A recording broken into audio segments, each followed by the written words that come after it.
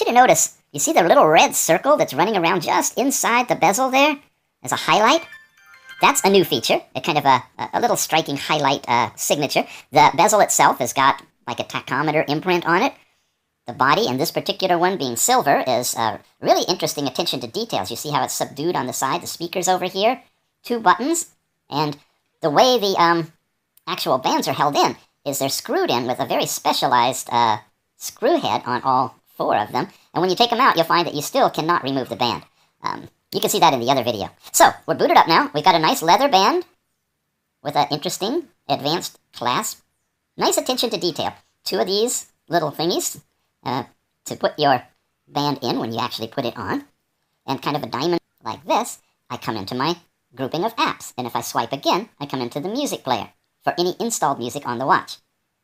When I'm in my apps, I have all of the default apps in a very strange beige gray color. And then when you install in your own custom apps, they show up in the regular color that matches their particular icon. Let's take a quick look at what the apps are. Like you'd expect, contacts is your contacts, phone is your phone keypad, and messaging is for doing your text messages. Those are all associated with the SIM card because this watch, as all the Android watches, is a standalone device. It's not going to make phone calls through your cell phone in a tethering way. It's going to use the SIM card that you put in it for that. In the health area, we have a pedometer, and I mentioned before the pedometer, when you scrolled across on the top, with just an output display of the steps you've accumulated for the day. Here, you can go into an interval pedometer, starting a stopwatch and collecting your steps over time. So if you're really serious about it and you want to walk 10,000 steps and try to get it done in a half hour or whatever, this is the mode you'd go into to do that. And then you can stop it and start it over again. That's the pedometer aspect. The heart rate will kick in the heart rate sensor in the back. And as we've seen before, many of these watches, this is the default display with this kind of a half heart that goes circling around until it gets a reading.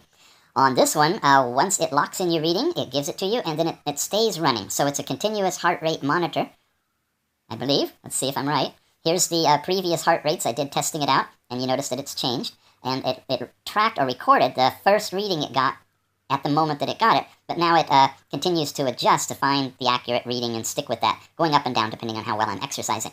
I've noticed on almost all of these, the first readings are high, maybe by about 5 points or so. Then it'll adjust and go down, then it'll come up, and then it'll hone in. Now this one's looking like it's coming in about the same as when it initially recorded.